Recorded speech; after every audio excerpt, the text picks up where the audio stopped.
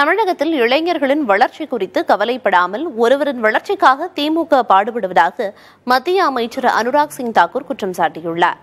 சென்னை தியாகராய நகரில் Rajasthan youth association நிர்வாகிகளை சந்தித்து பாஜக வேட்பாளர் தமிழிசை சவுந்தரராஜனை ஆதரித்து மத்திய அமைச்சர் அனுராக் சிங் தாக்கூர் வாக்கு சேகரித்தார். அப்போது உரையாற்றிய அவர், கர்நாடகா உள்ளிட்ட பல்வேறு மாநிலங்கள் வெளிநாட்டு முதலீடுகளை பயன்படுத்துகின்றன.